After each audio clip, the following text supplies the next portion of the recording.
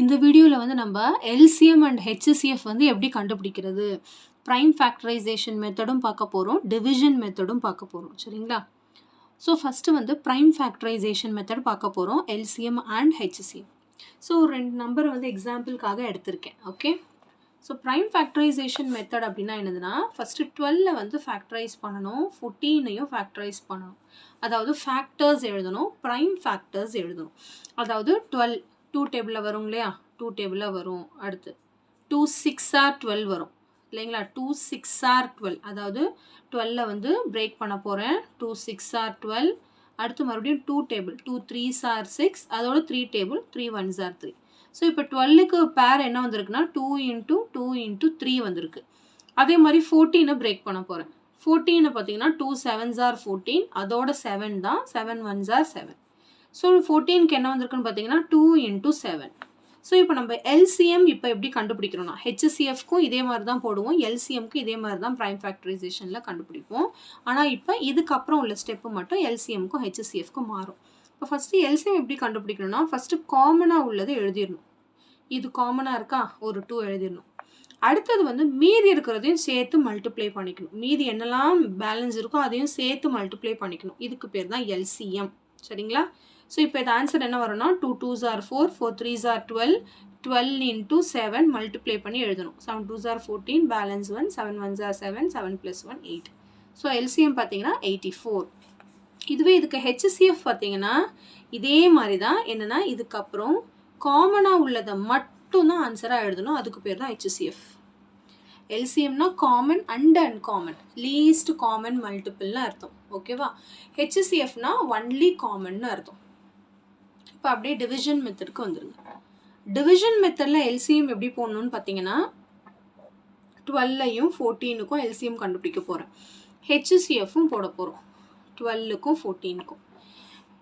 இதுக்கு மீனிங் என்னென்னா, ப்ரைம் நம்பர்ஸால் மட்டும்தான் எழுதணும். ப்ரைம் நம்பர்ஸ்னால் 2 2 3 5 7 11 இதெல்லாம் ப்ரைம் நம்பர்ஸ். ப்ரைம் நம்பர்ஸ் அப்படின்னா என்னதுன்னா, ஒரு நம்பர் எடுத்திங்கன்னா அது வந்து அந்த டேபிளால் மட்டும்தான் டிவைட் ஆகும். a number which has exactly 2 factors, அதாலையும் ஒன்னாலையும் தன்னாலையும் வகுப்படுற number தான் ப்ரைம் நம்பர்ஸ்னு அர்த்தம். சரிங்களா? அதாவது ஒரு நம்பர் எடுத்திங்கன்னா அந்த நம்பர் வந்து 1 டேபிள்லையும் அதே டேபிளில் மட்டும்தான் வரணும். அதுக்கு பேர் தான் ப்ரைம் நம்பர்.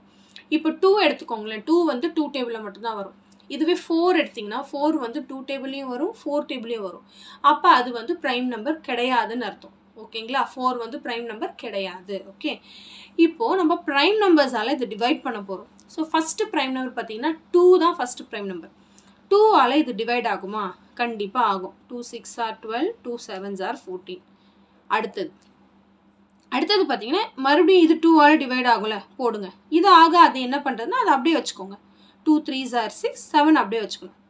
இப்போ அடுத்தது 3யும் ப்ரைம் நம்பர் தான், 7ம் ப்ரைம் நம்பர் தான். அப்போ 3ஆல் ஒரு தடவை டிவைட் பண்ணும், 7ஆல் ஒரு தடவை டிவைட் பண்ணும்.